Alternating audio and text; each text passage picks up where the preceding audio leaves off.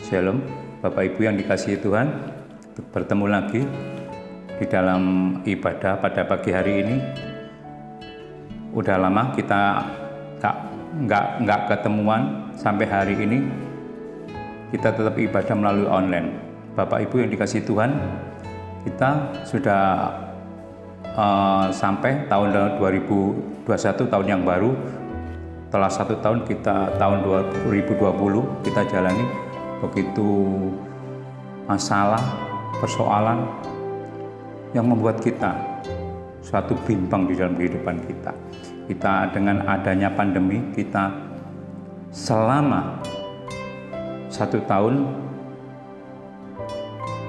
kita tidak bisa beribadah bertatap muka. Tapi saya percaya di dalam 1 tahun itu Tuhan menyertai, Tuhan memberkati, Tuhan memberikan hikmat yang tersendiri dalam kehidupan Bapak Ibu dalam sehari-hari. Sebelum ibadah, mari kita berdoa. Bapa yang ada di dalam surga, kami mengucap syukur dan berterima kasih atas anugerah-Mu pagi hari ini. Hamba bisa menyampaikan firman kebenaran-Mu. Roh Kudus, Engkau pimpin kami, Engkau sertai, Engkau jamah semua anak-anak-Mu. Engkau buka mata hatinya, Engkau buka telinga akan mendengar firman-Mu dengan benar. Roh Kudus, urapi hamba-Mu menyampaikan kebenaran firman-Mu, agar firman-Mu dapat diterima dengan anak-anak-Mu dengan baik. Terima kasih Bapa, di dalam nama Yesus berdoa dan mengucap syukur. Amin. Shalom Bapak Ibu yang dikasihi Tuhan. Kita menginjak tahun yang baru beberapa hari, di mana tahun yang lalu kita telah menghadapi pandemi, persoalan demi persoalan kita hadapin. Bapak Ibu,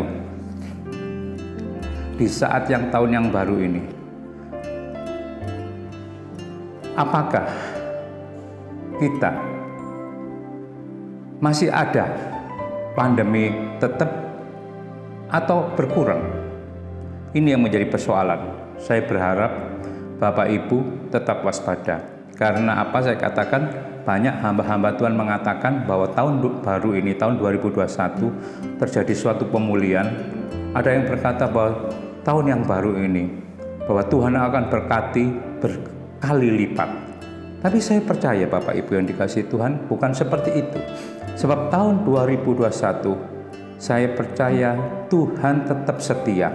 Tuhan akan setia dengan anak-anaknya yang percaya, yang beriman di dalam Dia. Mari saya katakan, tahun 2021 Bapak Ibu tetap berjaga-jaga, menjaga jasmani dan rohani tetap sehat. Bapak Ibu, sebelum kami memulai semua ini, saya akan membacakan firman Tuhan. Firman Tuhan ini, kenapa saya setiap ibadah mulai tahun ini saya akan membacakan firman ini. Firman ini karena kita harus tetap ingat, yaitu di dalam Roma 12 ayat 1 dikatakan firman Tuhan, karena itu saudara-saudaraku, demi kemurahan Allah aku menasihatin kamu supaya kamu mempersembahkan tubuhmu sebagai persembahan yang hidup, yang kudus dan yang berkenan kepada Allah.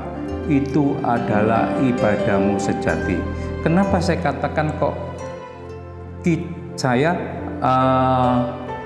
menyampaikan firman di dalam Roma 12 ayat 1? Karena Bapak Ibu kita udah 1 tahun tidak beribadah bertatap muka. Tapi percayalah, Tuhan punya tujuan. Tuhan punya maksud bahwa ibadah di saat-saat kita pandemi, kita tetap melakukan ibadah Bapak Ibu. Karena apa? Saya katakan ibadah di dalam kehidupan kita sehari-hari. Karena dikatakan bahwa tubuh kita adalah persembahan, tubuh kita adalah bait Allah. Maka persembahkanlah tubuhmu sebagai persembahan yang hidup, yang kudus dan yang berkenan kepadanya. Jadi kita menjalani suatu kehidupan sehari-hari itu ibadah Bapak Ibu. Jadi saya kepingin mengubah sebuah paradigma. Paradigma ini adalah tahun 2020 bahwa sebelumnya kita terlalu beribadah di dalam suatu gereja, kita bertatap muka, kita bertemu.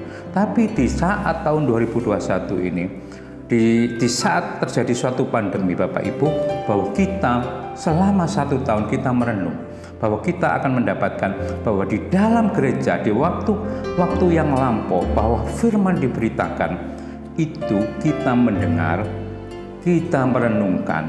Nah, yang kurang satu ini adalah kita melakukan Bapak Ibu. Saatnya kita paradigma dirubah. Jadi biarpun tidak ada tatap muka, tapi firman tetap dikatakan, firman tetap dibawakan di hamba-hamba Tuhan, selalu membawakan firman ini. Kita tangkap Bapak Ibu, kita dengar, kita renungkan, terus kita melakukan. Yaitu dikatakan di saat-saat kita melakukan ini dikatakanlah ibadah yang sejati. Bapak Ibu yang dikasihi Tuhan, paradigma ini kan kita rubah, mengubah suatu paradigma di tahun yang baru ini menjadi pelaku firman Bapak Ibu. Kita baca lagi di 1 Korintus 6 ayat 19 dikatakan, atau tidak tahukah kamu bahwa tubuhmu adalah bait Roh Kudus yang diam di dalam kamu, Roh Kudus yang kamu peroleh dari Allah, dan bahwa kamu bukan milik kamu sendiri, sebab kamu telah dibeli dan harganya telah lunas dibayar. Karena itu muliakanlah Allah dengan tubuhmu. Bapak Ibu, bahwa tubuh kita sudah dibeli dan lunas dibayar terlalu mahal oleh darah Kristus di kayu salib. Bapak Ibu, disinilah letaknya bahwa biarpun kita tidak beribadah bertatap muka, biarpun kita melalui online, biarpun kita di rumah, itulah ibadah kita, ibadah sejati. Karena tubuh kita adalah bait Allah, karena telah dibeli, dibayar lunas oleh Yesus dengan darahnya, maka muliakanlah dengan tubuh kita. Kita nggak usah menuntut bahwa kita beribadah di suatu gedung Bapak Ibu. Karena apa? Firman ada setiap hari. Kita baca firman Tuhan, kita dengarkan firman Tuhan melalui hamba-hambanya di YouTube atau di majalah, dimanapun Bapak Ibu. Saat diberitakan kita melakukan, yaitu di dalam Yakobus 1 ayat 22 Bapak Ibu, kita baca ya. Inilah paradigma yang harus kita rubah Bapak Ibu. Yakobus 1 ayat 22, tetapi hendaklah kamu menjadi pelaku firman dan bukan hanya mendengar saja. Sebab jika tidak demikian kamu menipu diri sendiri. Sebab jika seorang hanya mendengar firman saja dan tidak melakukannya, ia adalah seumpama seorang yang sedang mengamat-amati mukanya yang sebenarnya di depan cermin.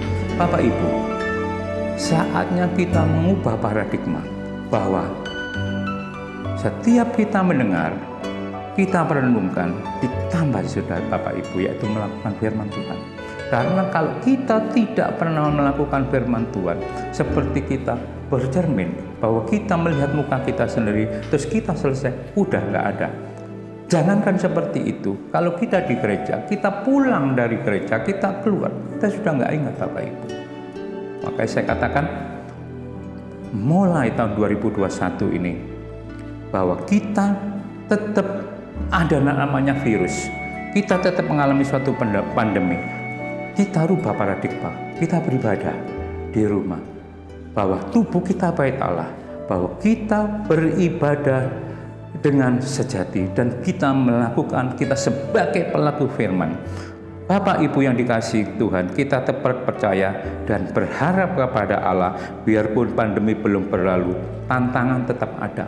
Pernah saya katakan, tantangan itu ada alam, ada kuasa gelap, yang terakhir tantangan kehidupan. Bukannya mudah, tapi bertambah sulit, bertambah susah menjalani kehidupan tahun-tahun yang akan datang Bapak Ibu. Maka saya katakan tetap waspada dan berjaga-jaga di dalam kehidupan ini. Karena apa saya katakan? Awas, makin lama makin sulit, kehidupan makin kita terkendali, sehingga kita banyak menjual keimanan kita, sehingga kita selalu tidak fokus di dalam firman, di dalam Injilnya. Ada 3 hal yang saya sampaikan. Kenapa? Kita tahun 2021, kita harus menjaga rohani kita tetap di dalam Kristus. Sebab apa saya katakan rohani ini adalah suatu hal yang nggak kelihatan. Kalau jasmani itu sudah Bapak Ibu yang dikatakan bahwa jasmani sudah disampaikan. Pemerintah sudah menyampaikan menjaga 3 hal, yaitu pakai masker, cuci tangan, jaga jarak. Tetapi menjaga rohani kita tetap di jalurnya Kristus. Inilah yang harus kita lakukan tahun 2021 Bapak Ibu. Karena waktu masih panjang. Di saat pandemi, di dalam persoalan ekonomi menggoncang kehidupan kita makin galau Bapak Ibu. Kita makin bimbang. Karena kenapa? Karena kita rasa takut. Karena kita rasa bimbang. Karena kita rasa khawatir. Itu tetap ada di dalam pikiran kita.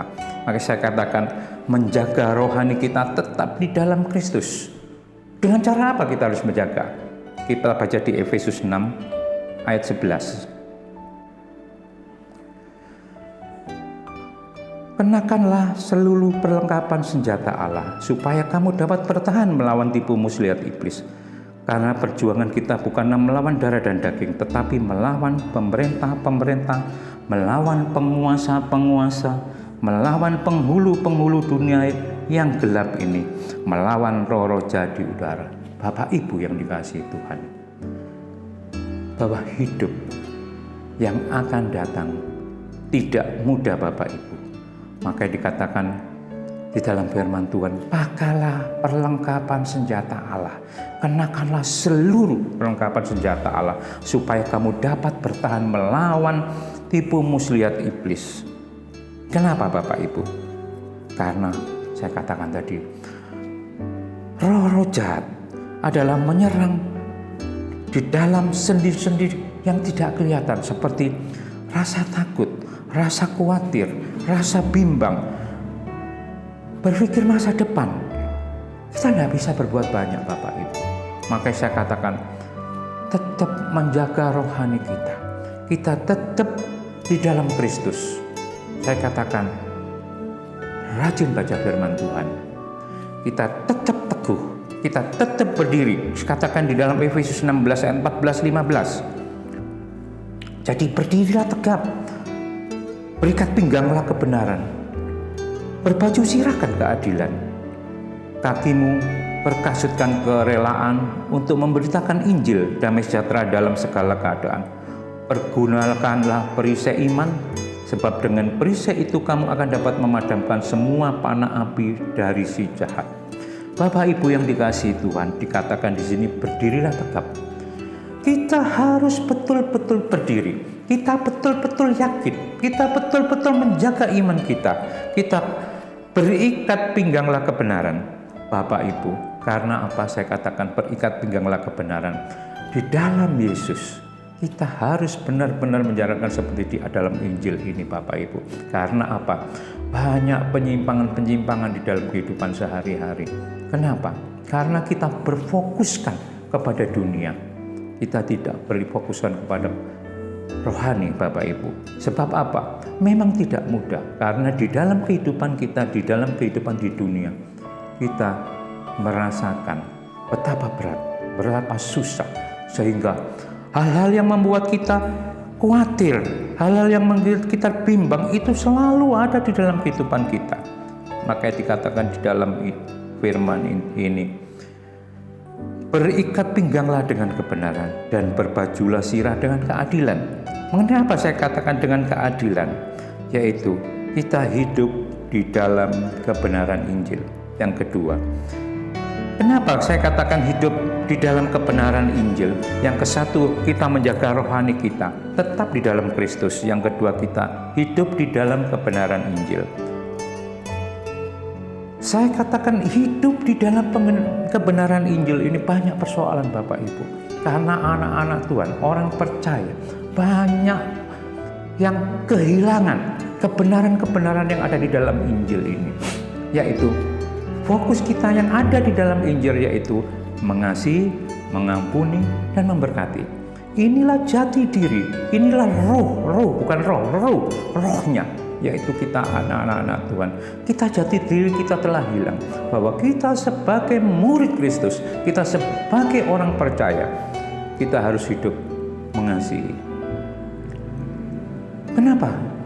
Kok saat-saat ini mengasihi itu telah hilang? Karena terhimpit dengan persoalan, terhimpit dengan masalah, berhimpitan dengan keadaan dunia Bapak Ibu. Sehingga kasih kita telah pudar, kisah kasih kita telah luntur, sehingga kita menjadi seorang yang keras hati.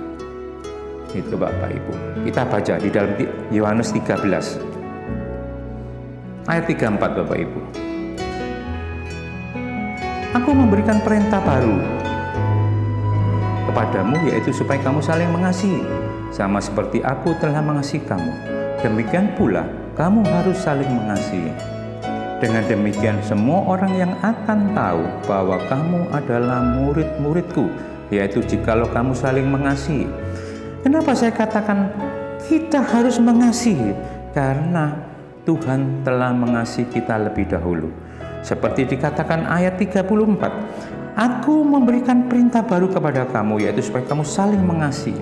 Bapak Ibu, jati diri orang percaya itu ialah saling mengasihi, yaitu supaya kita saling mengasihi sama seperti Tuhan telah mengasihi kita. Baru dikatakan bahwa setiap kita melakukan seperti itu, itulah murid Kristus. Itulah yang dikatakan murid Kristus. Di Injil tidak dikatakan jadi orang Kristen, tetapi murid Kristus. Maka hiduplah saling mengasihi. Hiduplah kasihmu. Berikan kasihmu kepada saudaramu. Berikan kasih kepada sahabat-sahabatmu. Berikan kasih kepada istri, anak-anakmu semuanya. Itulah murid Kristus. Kedua, mengampuni. Kita baca di Lukas 6 ayat 37. Janganlah kamu menghakimi, maka kamu pun tidak akan dihakimi. Dan janganlah kamu menghukum, maka kamu pun tidak akan dihukum. Ampunilah, dan kamu akan diampuni. Berilah, dan kamu akan diberi. Suatu takaran yang baik, yang dipadatkan, yang dikoncang, dan yang tumpah keluar akan dicurahkan ke dalam ripaanmu.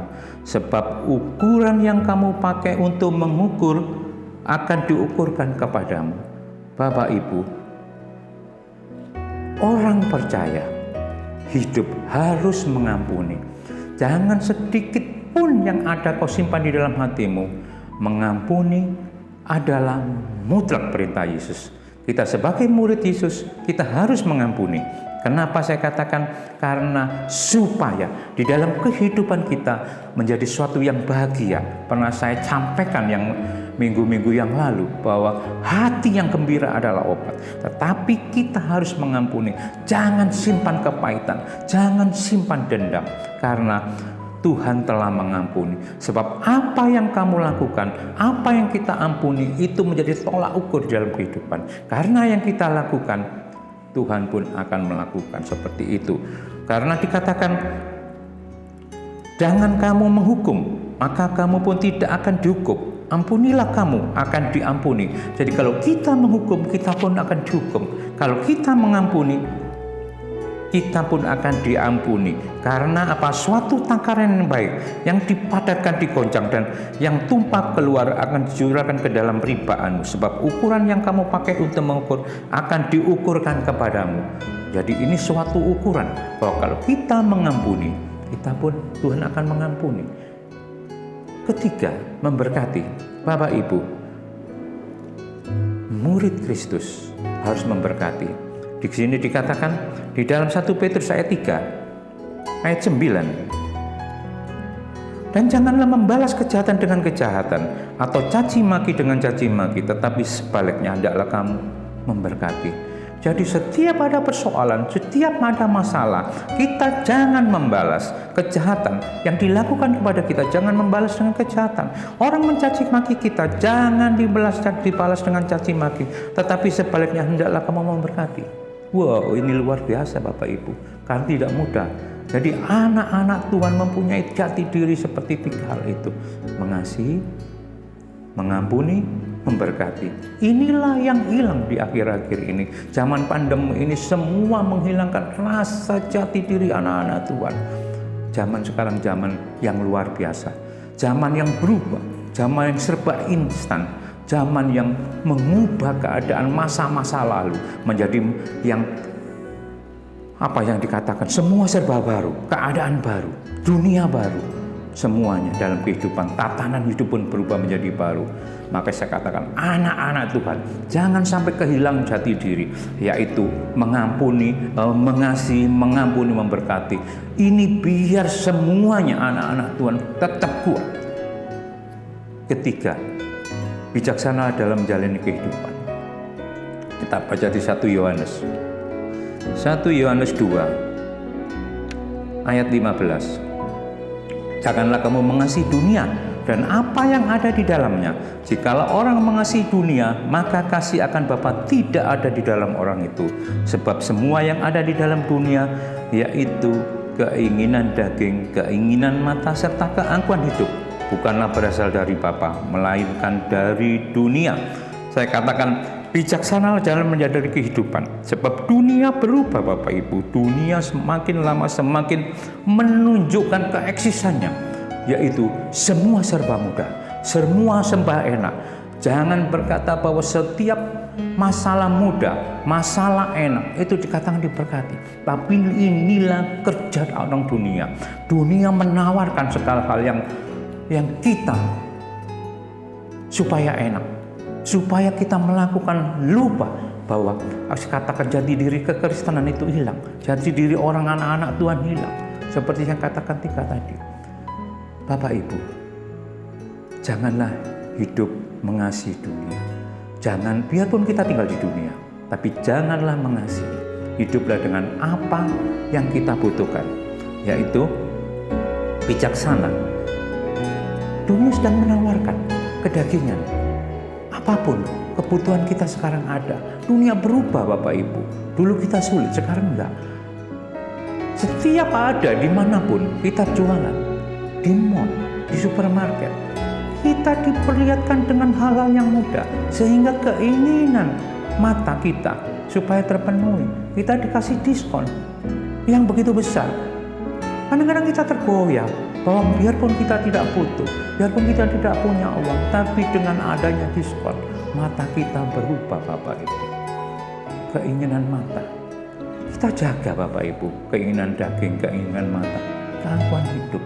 Ini yang paling fatal Bapak Ibu. Keangkuhan hidup ini melanda semua anak-anak Tuhan. Biarpun hamba-hamba Tuhan banyak yang terjatuh dengan keangkuhan hidup. Dia merasa besar, dia merasa diberkati, dia merasa seperti jadi tangan kanannya Tuhan. Angkuh Bapak Ibu. Jangan berubah Bapak Ibu. Lihat sekarang di YouTube.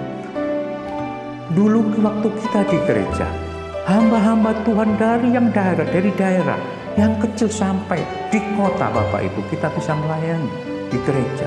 Sekarang nggak bisa Bapak Ibu. Sekarang banyak hamba-hamba Tuhan yang besar, dia mencari kehidupannya menjadi YouTuber. Dia membuat sebuah konten, dia membuat sebuah judul yang bombastis supaya orang melihat banyak.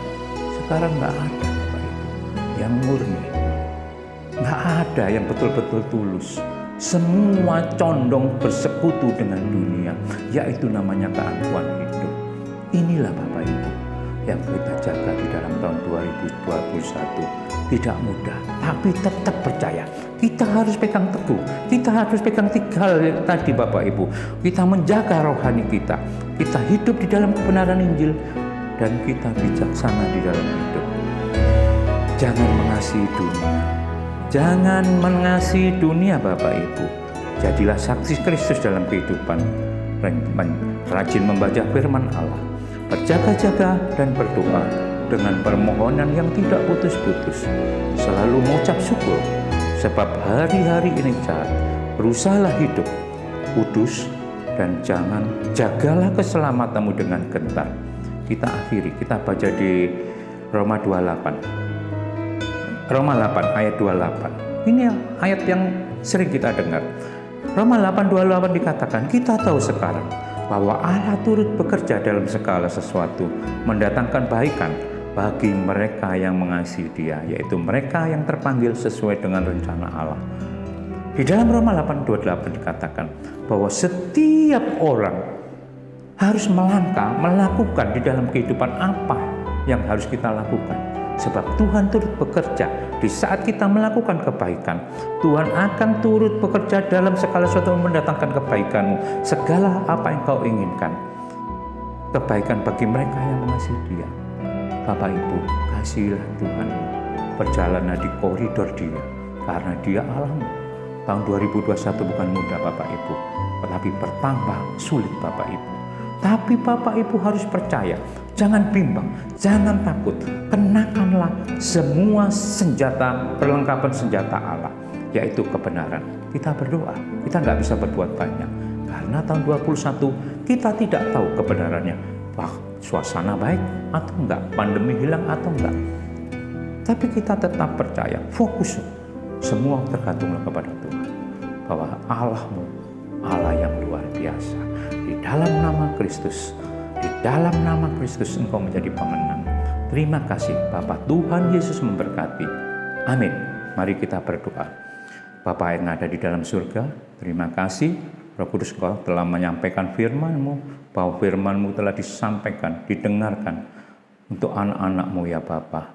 Biar anak-anak-Mu menjadi pelaku firman. Biar anak-anak mengubah sebuah paradigma menjadi pelaku-pelaku firman. Karena di dalam tubuhnya adalah bait Allah. Dan dia melakukan ibadah yang sejati di dalam kehidupan sehari-hari. Tahun 2021 ini Tuhan, engkau berkati anak-anak-Mu. Engkau beri kesehatan, engkau beri kemampuan. Pimpin mereka. Jauhkan dari kuasa kegelapan dan roh jahat. Terima kasih Bapa. Di dalam nama Tuhan Yesus Kristus, hamba-Mu telah menyampaikan firman-Mu. Amin.